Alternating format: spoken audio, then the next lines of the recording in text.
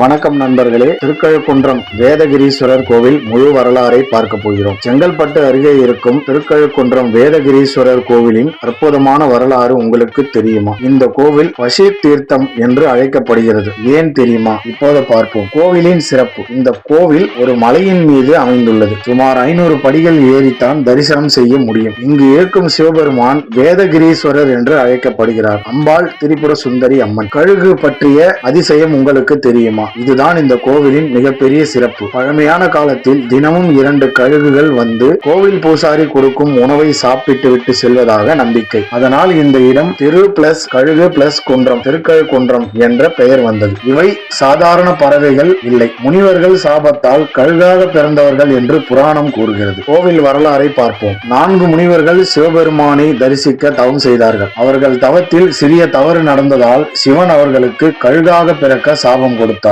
ஆனால் கருணையால் தினமும் இந்த மலையில் வந்து தரிசனம் செய்து இறுதியில் மோட்சம் பெற ஆசீர்வதித்தார். அதனால்தான் இந்த கழுகுகள் இங்கு வந்ததாக நம்பப்படுகிறது. வேதகிரி என்ற பெயர் வர காரணங்கள்: 4 வேதங்கள் ரிக், யாஜர், சாம, அதர்வன இந்த மலையாக உருவானது என்று நம்பிக்கை. அதனால் வேத பிளஸ் கிரி வேதகிரி, அதனால் உள்ள சிவன் வேதகிரீஸ்வரர் என்று அழைக்கப்படுகிறார். கோவிலின் புனித தீர்த்தம். மலையின் அடிவாரத்தில் சங்கு தீர்த்தம் உள்ளது. 12 வருடத்திற்கு ஒரு முறை சங்கு தோன்றும் என்ற நம்பிக்கை. தரிசன பலனை பார்ப்போம். இந்த கோவிலை தரிசித்தால் பாவங்கள் நீங்கும், மன அமைதி கிடைக்கும், குடும்ப நலன் ஏற்படும் என்று நம்பப்படுகிறது. இப்படி பல அதிசயங்களும் ஆன்மீக ரகசியங்களும் கொண்ட இந்த திருக்கழுக்குன்றம் வேதகிரீஸ்வரர் கோவில் நம் தமிழ்நாட்டின் பெருமை. ஒரு முறை கண்டிப்பாக தரிசனம் செய்யுங்கள். ஓம் நமச்சிவாய.